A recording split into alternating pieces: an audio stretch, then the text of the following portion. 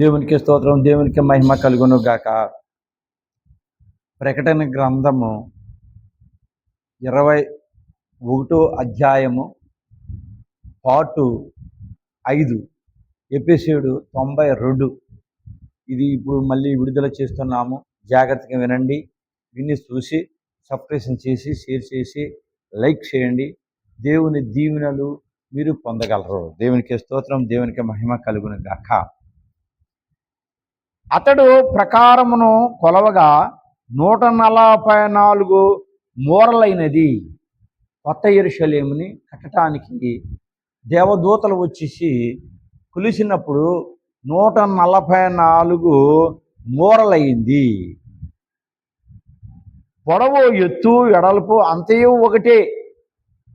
ఎడల్పు, ఎత్తు, పొడవు మొత్తం సమానంగా ఉండాలి. సమానంగా ఉండటానికి కారణం పెళ్లి కుమార్తె కూడా అన్ని విధాలుగా సమానంగా ఉండాలి.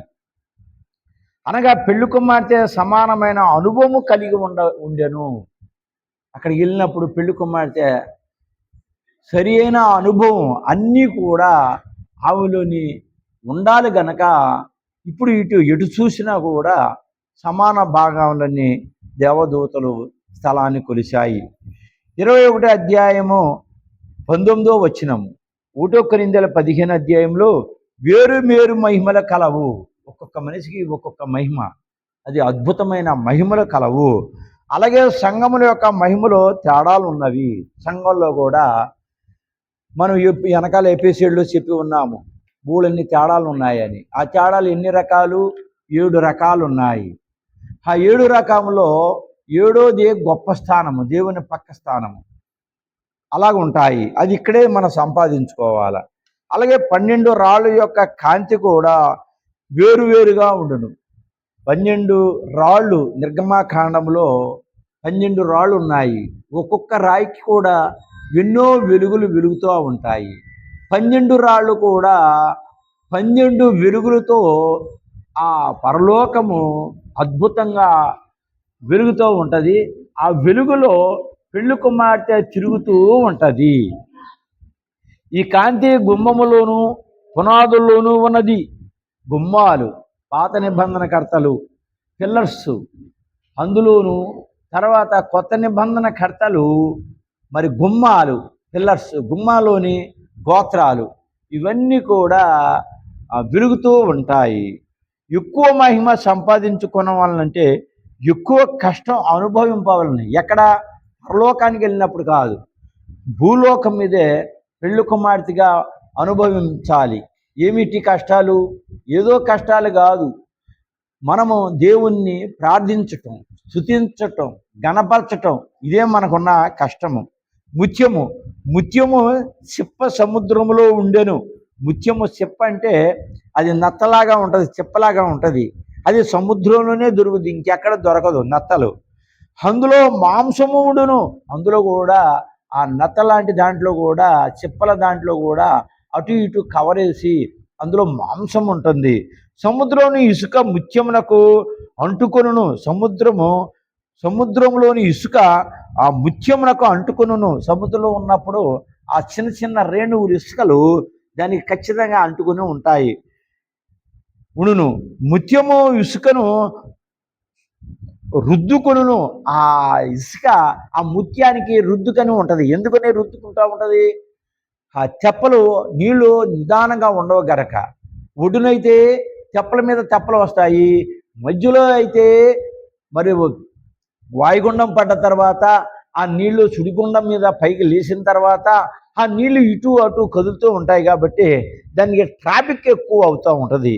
అప్పుడు ముత్యపు సిప్ప బయటకు వచ్చును. అప్పుడు అలా కొట్టుకొని అది రాసుకున్న తర్వాత ఆ చిప్పలు బయటకు వచ్చును. ముత్యమును బయటకు తీయు పద్ధతి ఒక పెద్ద గంగాళం ఉండును. ఈ ముత్యాన్ని ఈ బయటకు తీసి పద్ధతి ఒక పెద్ద గంగాళం ఉండును. ఈ ముత్యము బయటకి తీయటానికి ఒక పెద్ద గంగాళం ఉండును. దానికి రంధ్రము వేయుదురు. ఒక రంధ్రం దానికి వేస్తారు. అందులో బెంచీలు ఉండును. ఆ రంధ్రం వేసిన తర్వాత దానికి బెంచీలు ఉంటాయి. రంధ్రము నుండి గొలుసు క్రిందికి ఉండును. ఆ రంధ్రములో నుండి గొలుసు కిందకి వేలాడుచున్నది ఉండాలి.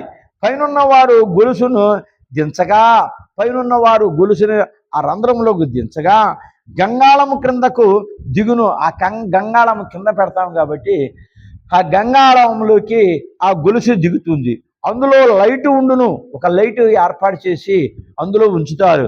అది చిన్నగా ముత్యమున్న గొయ్యిలోనికి వెళ్ళును.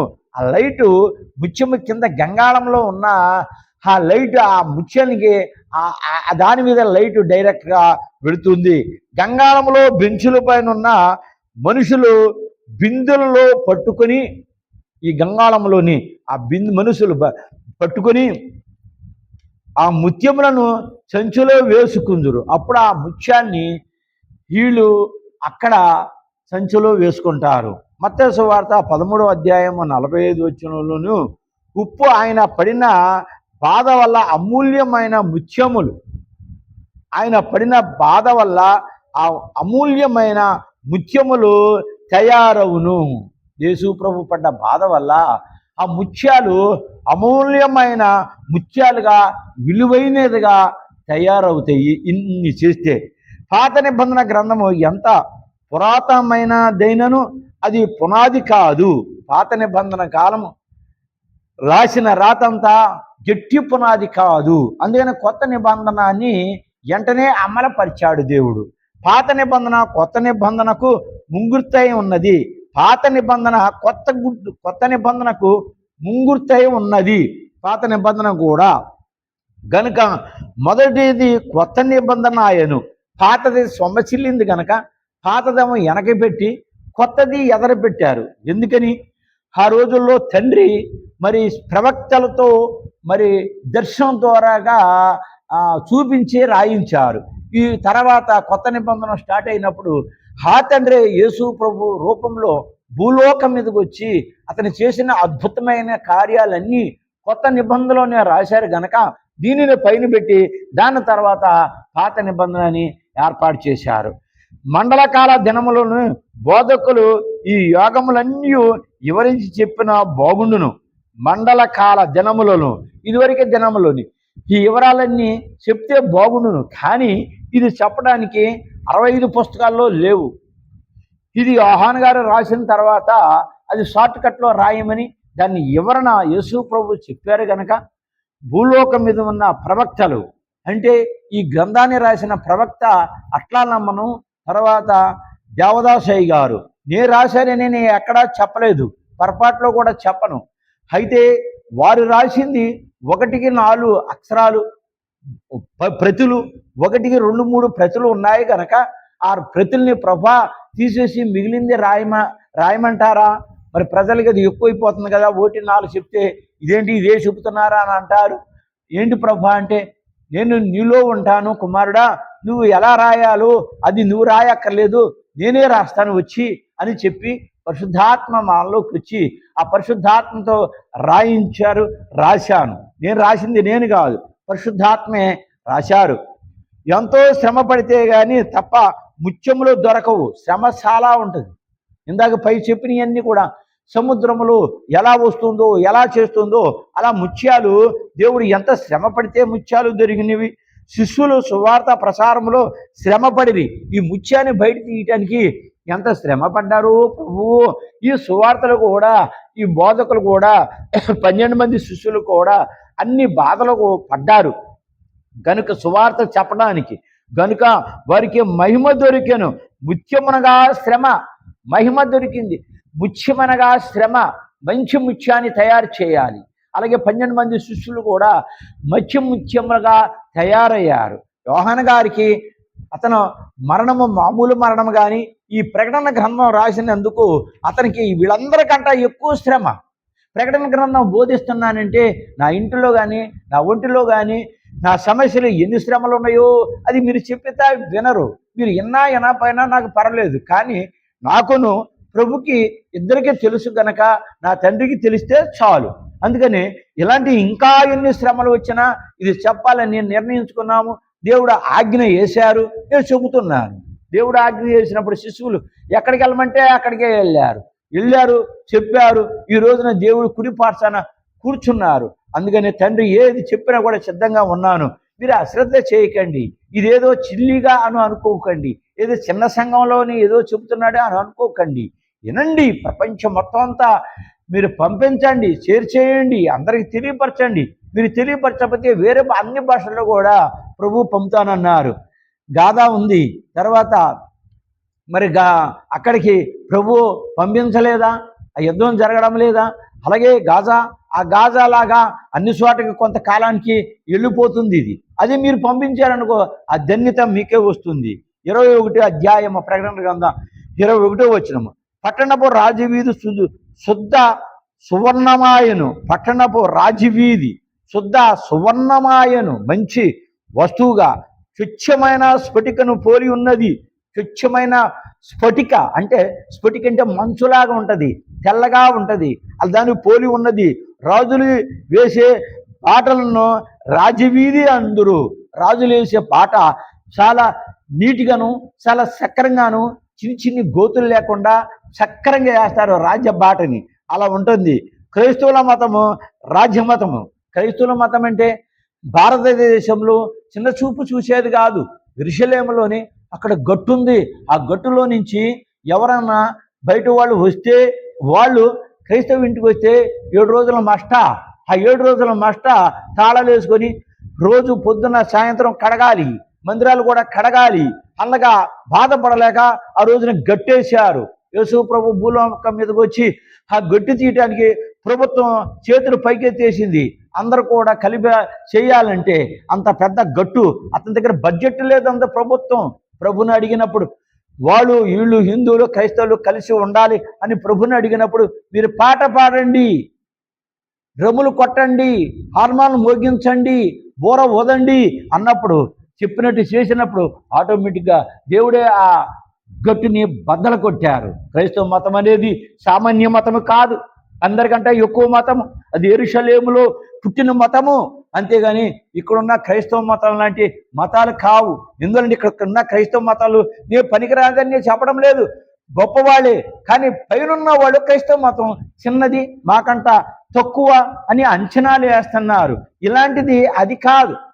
ఎవరైతే బాప్తిస్మం తీసుకొని దేవుని దత్తపుత్రుడిగా స్వీకరించే మత మార్పిడి కాదు ఇది. దేవుని దత్తపుత్రగా నువ్వు స్వీకరించబడితే మతాలన్నింటిలోని, కులాలన్నింటిలోని, గోత్రాలన్నింటిలోని హెచ్చైనది క్రైస్తవ మతం అంటే. అంతేగాని ఈ భారతదేశాన్ని నేనేం తీసేయట్లేదు, అర్థం చేసుకోండి. క్రైస్తవుల మతంలో రాజులు ఉన్నారు, క్రైస్తవ మతంలో రాజులు ఉన్నారు. తర్వాత సిక్కులు వచ్చి ఎడల అందులోని రాజులందరూ ఏకమవుదురు. సిక్కులు బాధలు వచ్చిన తర్వాత ఎదుర్కొనటానికి రాజులు కూడా ఇందులో క్రైస్తవ మతంలో ఉన్నారు. ఈ రాజు వీధి మనుషులు చేసిన వీధి కాదు, ఈ రాజుల వీధి. ముందైతే రాజు వీధి సక్రంగా చేసిన వీధులు, ఇప్పుడైతే అది వీళ్ళు చేసింది కాదు, ప్రభువే స్వయంగా ఆ బారు వేసెను. వీధులంటే మనుషులు, వాళ్ళ జీవితాలు, వాళ్ళ ప్రవర్తన, వాళ్ళ నడవడిక, ఇవన్నీ కూడా సక్రంగా తీర్చిదిద్దారు ప్రభువు. ఈ బాట మోక్షమునకు నడిపించును. ఆ బాట మోక్షానికి తీసుకెళ్ళిపోయేలాగా యేసు ప్రభు ఇక్కడ పునాది వేసి ఆ రూటిని సరిచేయగలిగారు. లోకంలో ఉన్న మార్గములు నానా విధములుగా ఉన్నవి. ఈ లోకంలో ఉన్నాయి మార్గాలు. ఆ మార్గాలు పెద్ద పెద్ద మినిస్టర్లు, పెద్ద వాళ్ళు మార్గాలను సడలు చేశారు. కానీ అవి కరెక్ట్ కావు. స్వార్థముతో ఏ పార్టీ ఇప్పుడు రాజకీయాలు ఉంటే ఆ పార్టీ గొప్పతనం చెప్పుకుంటారు, మేము ఇక్కడ చేసాము, అది అక్కడ చేసాము. అంతేగాని ప్రజలకి ఇది చేస్తున్నాము రోజు అని చెప్పి, అది రోజుకి 24 గంటలు అయితే 12 గంటలు రాత్రులు పడుకొని మిగిలిన 12 గంటల్లోని 1 గంట 2 గంటలే ప్రజల కోసం మాట్లాడుతున్నారు.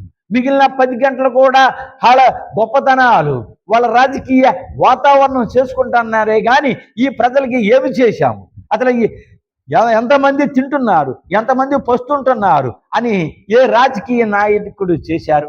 నేను కూడా ఎమ్మెల్యేగా నుంచున్నాను, అయినా అందులో స్వార్థం ఉంది, అందులోని కుట్ర కుతంత్రాలతో నిండిపోయి ఉన్నాయి. అందుకనే ఎవరు చేయలేరు గనక ప్రభువే ఈ లోకానికి వచ్చి 1000 ఏళ్ల పరిపాలన నేను చేస్తాను, ఎవరి చేతికి వచ్చినా కూడా ఎవరు కూడా సక్రంగా పరిపాలించలేదు. నేను పరిపాలిస్తాను అని ప్రభు స్వయానగా రావడానికి సిద్ధంగా ఉన్నాడు. దేవుని బిడలారా, మీరు సిద్ధంగా ఉన్నారా? రాగడికి ఎత్తబడటానికి సిద్ధంగా ఉన్నారా? ఒక్కసారి ఆలోచించండి. అహంకారాలు, అధికారాలు, డబ్బు, ధనము, ఆస్తి, మందిరాలు, సంఘాలు ఇవన్నీ కాదు మనకు కావలసింది ఎత్తబడుతున్నామా లేదా? దేవునితో స్నేహంగా ఉన్నామా లేదా? దేవునితో రాయబారిగా ఉన్నామా లేదా? సంఘంలో ప్రజలకు నువ్వు దేవునికి రాయబారిగా ఉన్నామా లేదా? ఒక్కసారి ఆలోచించండి. లేదనుకోండి, ఈ రోజు నాకు ఫోన్ చేయక్కర్లేదు, దేవునికి ఫోన్ చేయండి. దేవుని సన్నిధిలో తెల్లారుజామున 3 గంటలకు మా కాళ్ళ వంగండి.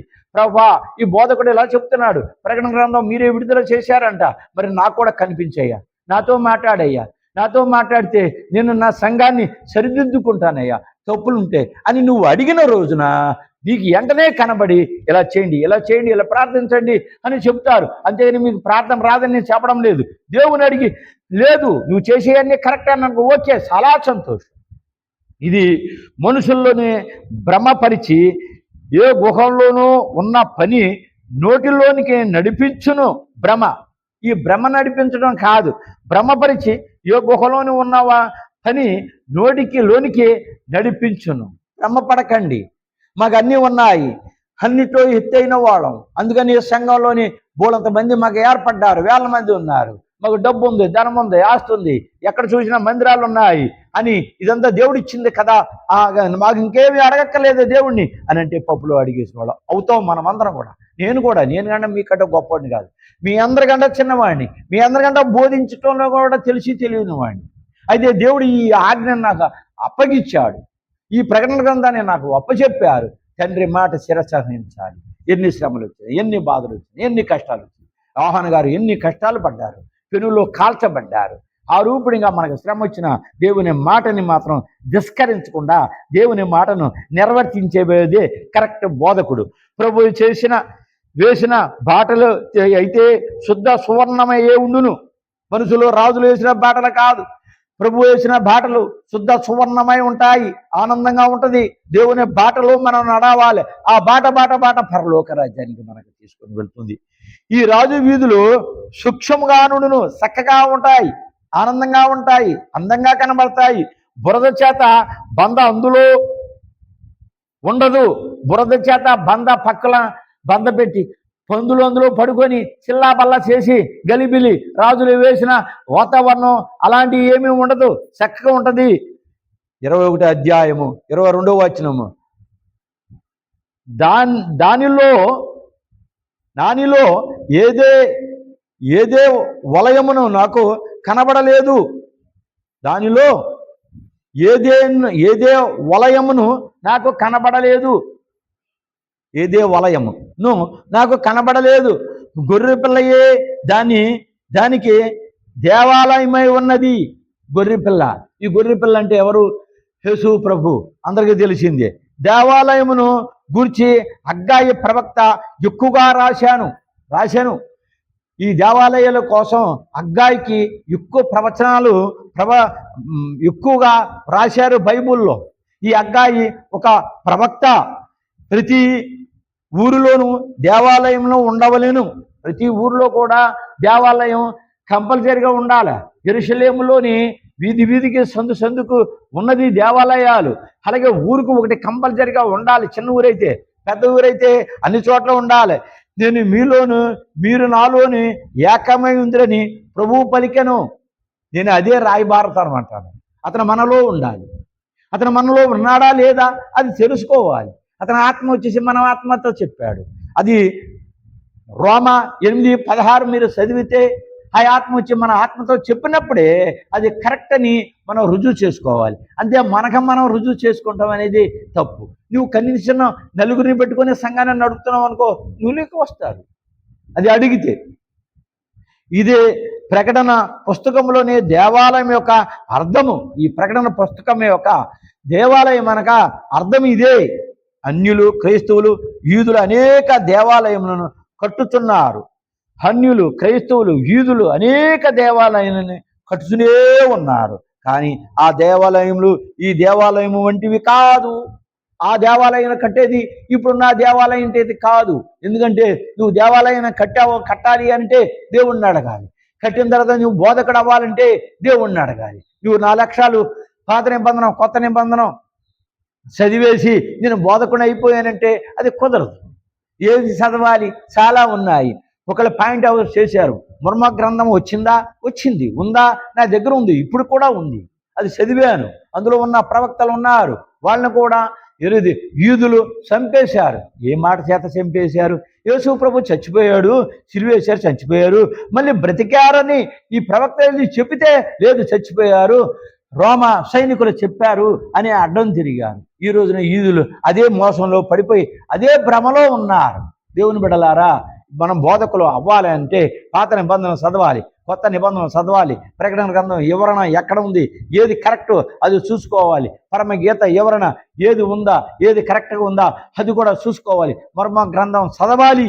ఇవన్నీ చదివిన తర్వాత అప్పుడు దేవుణ్ణి అడగాలి, తండ్రి నేను నీళ్ళు సేవలోకి రావాలనుకుంటున్నానయ్యా, యేసయ్యా తండ్రి నీ సేవ చేయాలనుకుంటున్నానయ్యా, మరి రమ్మంటావా వద్దంటావా అని నువ్వు అడిగినప్పుడు వెంటనే సమాధానం చెప్పబోతే ఉపవాసం ఉండే ప్రార్థన చేయి. మోకాళ్ళ మీద ఉండి తెల్లవారుజామున 3 గంటల ప్రార్థన చేయాలి. మనం చేసిన తర్వాత నీ సేవలోకి రమ్మంటావా అన్నప్పుడు రా. మరి ఎక్కడికి వెళ్ళమంటావు? ఫలానా చోటకి వెళ్ళి అన్నప్పుడు అప్పుడు స్టార్ట్ చేసి మనం సేవ చేయాలి. కానీ మన ఇష్టప్రకారంగా మనం సేవ చేస్తే ఆ సేవ ముందుకు నడవదని ప్రకటన గ్రంథం బైబిల్ వివరంగా చెప్తుంది. ఒకటి, భూలోకంలో హృదయం అనే దేవాలయంలో, భూలోకంలో ఈ హృదయమే పెద్ద దేవాలయం. ఈ దేవాలయంలోనికి వచ్చినప్పుడు మన కల్మష భేదాలు కానీ, ఆస్తులు అంతస్తులు కానీ, ఇంకోటి ఆశ పెట్టి ఈ హృదయాన్ని పాడు చేసుకోకూడదు. ఈ హృదయం దేవుని కోసం ఉంచితే దేవుడు ఆ హృదయంలోని దేవాలయం, దేవుని దేవాలయం మన హృదయం కాబట్టి అందులోకి వస్తారు. 2, అసలైన దేవాలయం ఇదే, అసలైన దేవాలయం. 3, పరలోకంలో ఉన్న దేవాలయంలో ప్రభువును మనము ఆరాధించుతున్నాము. పరలోకంలో ఒక దేవాలయం చెప్పాను, పరలోకంలో దేవాలయము, భూలోకంలోనే ఉన్న యెరూషలేము, తర్వాత పరలోకంలో ఉన్న యెరూషలేము, కొత్తగా కట్టబోయే యెరూషలేము, మొత్తం 3 యెరూషలేములు ఉన్నాయి. ప్రభువును సర్వాధికారియును దేవుడే ఉన్నాడు. ప్రభు మామూలు మనిషి కాదు, సర్వాధికారి, సర్వదేవుడు, సృష్టికర్త. అతని తర్వాత ఇంకెవరు లేరు, అతని ముందు ఎవరు లేరు, దాని తర్వాత కూడా ఎవరు లేరు. మొత్తం సమస్తము ఆయనే, తండ్రి, కుమార, పరిశుద్ధాత్మ. ఈ ముగ్గురు ఒక్కరే ముగ్గురు. వీరు తప్ప ఈ ప్రపంచంలో ఎవరు లేరని మరి బైబుల్ క్లియర్గా, ప్రకటన గ్రంథం క్లియర్గా, మేము కూడా దాన్ని నమ్మి దాన్ని ఓటేస్తున్నాము. అయితే ఆయనే ఆలయమై ఉన్నాడు, అతనే ఆలయమై ఉన్నాడు, మనలో ఆలయంలో అతను వస్తున్నాడు. ప్రభు మనిషి మన దేవుడినై ఉన్నాడు, మనిషి కూడా దేవుడే ఉన్నాడు. యేసు ప్రభు అక్కడక్కడ మానవుడే, అతను దేవుడు కాదని అంటారు.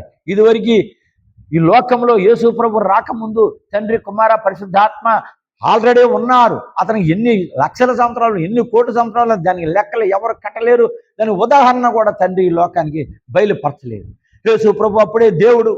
అయితే ఆ దేవుడే మానవుడుగా నేను కూడా మీలాగే ఎన్ని శ్రమలు ఉన్నాయో, ఎన్ని బాధలు ఉన్నాయో, ఎన్ని కష్టాలు ఉన్నాయో ఇవన్నీ కూడా నేను మీకు చూపిస్తాను. మాదిరిగా నాలాగా మీరు వస్తే పెళ్లి కుమార్తెకి సిద్ధపడతారు అని ఈ లోకానికి వచ్చి ఆ కష్టపడి మళ్ళీ దేవుని కుమారుడిగా పరలోకానికి వెళ్ళాడు. మనము హృదయములో నుండి ఆయనను ఆరాధించవలెను, అతని ఆత్మ. అందుకని మనం కూడా ఆత్మతో ఆరాధించాలి. తలంపులు ఉన్నందున ఆయనకు హృదయములో ఆరాధించుచున్నాం. తలంపు ఉండాలి. ఉదయం, తెల్లారుజామున, సందగాడ, మధ్యాహ్నం సమయం దొరికినప్పుడల్లా, అంటే మనం పనులు మానేసుకొని కాదు, అతను చేసేది ఏముంది, అతను ఇచ్చే అద్భుతమైన కార్యాలు, మనల్ని సజీవుగా ఉంచిన కార్యాలు ఏమిచ్చినా రుణం తీర్చుకోలేము. అయితే మనం కంటిన్యూగా 24 గంటలు అతను నా సన్నిధిలో ఉండమంటున్నారా? లేదే. తెల్లారుజామున 3 గంటలు, సందగాడ 1 గంట, మధ్యాహ్నం 1 గంట నేను స్తుతిస్తే చాలు. సమయం నీ ఖాళీ దొరికినప్పుడు బైబిల్ చదువు, ఖాళీ దొరికినప్పుడు సన్నిధి చెయ్యి అని ప్రభు చెబుతున్నారు. ఇది కూడా చేయకపోతే మనం సాతాను చేతికి చిక్కడిపోతలే. దేవాలయములోనే ఆయనను ఆరాధించుతున్నాము. ఈ దేవాలయంలో వచ్చినప్పుడు మొత్తం అతనికి ఆరాధించుతున్నాము. అది కూడా పూర్తి ఆరాధన కాదు. బోధకుడు చెప్తుంటే పక్కన అమ్మలక్కలు, అయ్యలు ఏదో కబుర్లు చెప్పుకుంటాము. అది తప్పు. నువ్వు అన్ని పనులు మానేశావు. ఆదివారం, శుక్రవారం నాడు నువ్వు ఎక్కడికి వచ్చావు? గుడికి వచ్చావు, మందిరానికి వచ్చావు. మందిరానికి వచ్చిన తర్వాత చెప్పిన వాక్యాన్ని నువ్వు హృదయంలోని నువ్వు సరి చేసుకుంటున్నావా లేదా? లేకుంటే ఏదో విన్నాములే, ఆరాధనకు వచ్చాములే అని ఊహిస్తే అది కుదరదు. ఎందువలంటే ఇక్కడ సాతాన్ల గుంపు ఉన్నాయి, దేవదూతలు యేసు ప్రభు సంబంధించిన గుంపు కూడా ఉన్నాయి. అవి నీ జీవితాన్ని రాస్తూ ఉన్నాయి. ఇదియుగాక పరలోకములోనే దేవాలయము కూడా ఉన్నది.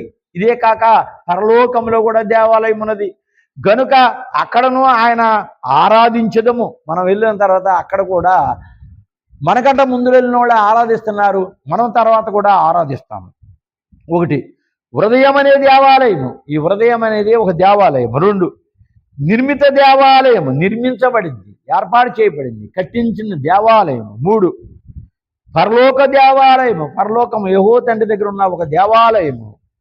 అదే దేవాలయమే ఉన్నది, అది దేవాలయమే ఉన్నది. అసలు దేవుడే దేవాలయమే ఉన్నాడు. అసలు దేవుడే దేవాలయం. నువ్వు ఎప్పుడైతే సన్నిధికి వెళ్తావో దేవుడే ఆ దేవాలయంగా నువ్వు భావించుకోవాలి. అంతేగాని నీ ఇష్టం నా ఇష్ట ప్రకారంగా అది కుదరదు. ఒకటి, హృదయములో. రెండు, నిర్మిత దేవాలయములో, నిర్మించబడింది. ఒకటి మన హృదయంలో ఉండాలి, అది నిర్మించబడి ఉండాలి. రెండు, మూడు, దేవునిలో ఆరాధన ఉండును.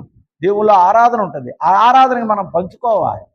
దేవుని సన్నిధికి వెళ్ళామంటే మన కన్నీరుతో ఆ ఆరాధన మనం చేస్తే ఈ లోకంలో శ్రమలు ఉండవు, బాధలు ఉండవు, కష్టాలు ఉండవు. పరలోక రాజ్యానికి వెళ్ళినప్పుడే శ్రమలు బాధలు ఉండవని బైబిల్ రాసింది. ఈ లోకంలో కూడా మనం కంట్రోల్గా ఉంటే ఈ లోకం కూడా ఏమీ లేదని అదే బైబిల్ మళ్ళా రాసింది. నాలో మీలో నేను ఉందినని ప్రభువు అనిను. నువ్వు బోధకుడు అయితే, నేను బోధకుడిని అయితే, కరెక్ట్ అయితే ప్రభు మనలోనే ఉంటారు. అతనే బోధిస్తాడు, అతనే మాట్లాడతాడు. ఈ ప్రకటన గ్రంథాన్ని బోధించాలంటే సామాన్య మనుషులు ఎవరు బోధించలేరు.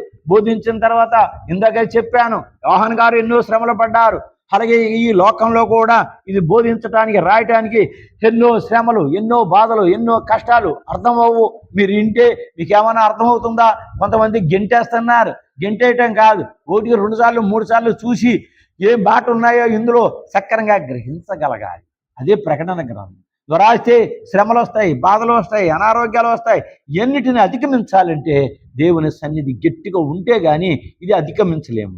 అది పరలోకానికి వెళ్ళిన పెదప గ్రహింపగలము. ఈ ప్రకటన గ్రంథంలో ఉన్న విలువ పరలోకంలోకి వెళ్ళినప్పుడు అద్భుతంగా మనం దాన్ని గ్రహించగలము.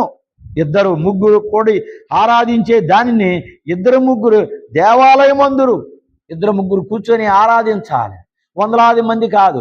ఉంటే మంచిదే, లేకపోతే మనకు తక్కువ ఉన్నారని చింతించక్కర్లేదు. దేవుని చిత్తం.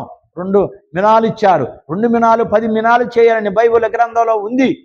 కానీ మరి దేవుడు బోధించినప్పుడు దేవుని దగ్గర రాకుండా అడవిలోని యోహాను గారి దగ్గరికి వెళ్ళిపోయినప్పుడు అక్కడ ఉన్నప్పుడు, ప్రభువా అక్కడికి వెళ్ళిపోతున్నారు, నువ్వే కదా దేవుడివి, నువ్వే కదా ఇక్కడ రావాలి కదంటే అక్కడ రెల్లును పుట్టును చూడటానికి వెళ్తున్నారు, వెళ్ళని అనే ప్రభు అన్నారే కానీ అక్కడ చింతించలేదు. అందుకని మనం చింతించాల్సిన అవసరం లేదు. ఒకరు చేసే ఒకరు ఉన్న ఆలయము, ఒకరు చేసేది ఒకరి ఆలయము. పరలోకంలోనే ఆ దేవాలయమునకు వెళ్ళే ముందు మనమందరూ కూడా ఆ పరలోకానికి దేవాలయానికి వెళ్ళే ముందు ఒకటి హృదయములో, మన హృదయములో. 2 దేవాలయంలో ఎక్కబడితే, అక్కడ దేవాలయము ఎక్కబడితే అక్కడ ఆయన ఆరాధించదము. మనం ఏం చేయాలా? ఆరాధించాలి అతన్ని. అయితే పరలోక ఆరాధనలో ఏకీభవించుట నిత్య ఆరాధన. పరలోక రాజ్యంలోని ఆ ఆరాధనలోని ఏకీభవించడం అంటే నిత్య ఆరాధన. 21:22లో పట్టణపు రాజవీధి శుద్ధ సువర్ణమై, ఇందాక మనం చెప్పుకున్నాము, పట్టణంలో రాజవీధులు శుద్ధ సువర్ణమై చక్కగా ఉండయి, స్వచ్ఛమైన పటికముగా పోలి ఉన్నది. రాజులు చేసే వీధిది. స్వచ్ఛమైన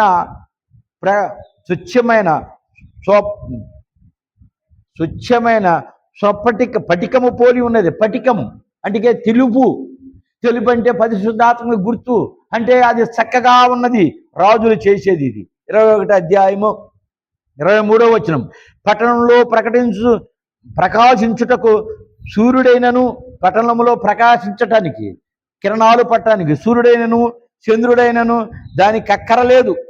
ఈ ఎలుగులో ఆ పటికం లాంటి ఆ వీధుల్లో అక్కడ సక్రంగా ఉన్నాయి గనక అక్కడ ఏమీ అక్కర్లేదు. సక్రంగా ఆటికంట ఇలుగాను చక్కగా కనబడతాయి వెలుగుతో. గొర్రె పిల్లయే దానికి దీపము, ఇక అక్కర్లేదు. రెండో రాకడ వచ్చిన తర్వాత యేసు ప్రభువే దానికి వెలుగు. గొర్రె పిల్ల అంటే ప్రభు. ఆ పట్టణమునకు వెలిగించుటకే గొర్రె పిల్లయే దీపమై ఉన్నది. ఆ కాంతి రావటానికి, ఆ పటికలు వెలగటానికి ప్రభువే సిద్ధమై ఉన్నారు. ఇక్కడ దేవాలయంలో వెలిగించుటకే దీపము అవసరం. ఈ లోకంలో దేవాలయంలో దీపాలు అవసరం, కరెంటు అవసరం, వెలుగు అవసరం. కానీ అక్కడ అది అక్కర్లేదు. ఇక్కడ వెలుగు అవకాశము రాత్రి పగలు ఉన్నది. అక్కడ ఈ లోకంలో రాత్రి పగలు, అటు 12 గంటలు ఇటు 12 గంటలు, ప్రపంచం అంతా అలాగే ఉన్నది. అయితే అక్కడ అది అక్కర్లేదు. అక్కడ అది ఏమీ అవసరం లేదు, ఏది అవసరం లేదు. గొర్రె పిల్లయే 24 గంటలు ఉండును. ఇక అన్ని కూడా పగలే. రవితోనూ కుముదంబోదవుతోనూ మరి దీప స్వచ్ఛతోనూ, రవితోనూ కుదుమ భంబోందోనూ మరి దీప స్వచ్ఛంతతోనూ దానికి అవసరమింత లేదు. అవిరముగా గ్రీకు డందురు ప్రభుతో సప్తమై వైభమైన ఉత్సాహము వెలుగుతూ నుండును. రవితోనూ కుముద బంధముతోనూ మరదీప స్వేచ్ఛతోనూ. దేవునికి స్తోత్రం, దేవునికి మహిమ కలుగును గాక. మరి ఈ కొద్ది మాటలు కూడా దేవుని యందు నిరీక్షణ ఉంచండి. తర్వాత ఇందులో ఇంకా కొంచెం ఉన్నది. అది రవి అనగా సూర్యుడు. రవి అనగా సూర్యుడు. కుదుమ బంధవుడు అనగా ఈ పాటకి అర్థములు. రవి అనగా సూర్యుడు, తర్వాత కుదుము బంధవుడు అనగా చంద్రుడు. అవి ఆవిరతము అనగా ఎల్లప్పుడూ ప్రభువే ప్రకాశించును. 24 గంటలు కూడా రాత్రి పగళ్ళు ఉండదుగా, కంటిన్యూగా ప్రవచించును. సప్తమై అనగా ఆయన నేర్చుకునేవాడు. ప్రభు మాట్లాడితే నేర్చుకునేవాడు. వైభవమై అనగా ప్రకాశించును. వైభవం అనగా 24 గంటలకు వెలుగుతో ప్రకాశించును. ఉత్సాహమై అనగా ఆనందముగా అని అర్థము. ఉత్సాహముతో ప్రజల ఆనందముతో గంతులు వేయుదురు. గొర్రెపిల్ల ఏ దానికి దీపంగా, గొర్రెపిల్లగా కనబడుట. గొర్రెపిల్ల దీపంగా ఉండి యేసు ప్రభువే వెలుగు అందరికి కనబట్ట. గొర్రెపిల్ల దీపంగానున్నారు, ప్రభు వెలుగే ఉన్నారు. ప్రభు వెలుగే ఆ రోజున ఉన్నారు. కొండ మీద ప్రసంగము చేసిన ప్రభు నేను లోకమునకు వెలుగే ఉన్నానని ఈ లోకంలో ఉన్నప్పుడు పలికారు. దేవునికి స్తోత్రం, దేవునికి మహిమ కలుగును గాక. మరి అందరూ కూడా మరి జాగ్రత్తగా విని సబ్స్క్రిప్షన్ చేసి షేర్ చేయండి, మరి లైక్ చేయండి. నేను ఎంత పట్టుదలగా చెబుతున్నానో అన్నీ కూడా గ్రహించుకొని మీరు కూడా చూసి అందరికీ తెలియపరచండి. మీరు తెలియపరిచిన వాళ్ళందరికీ ప్రభా, వాళ్ళకి నా ప్రభా దీవెనకరంగానే ఇచ్చి దీవించి ఆశీర్వదించమని యేసు అందరూ తండ్రి. ఆమేన్.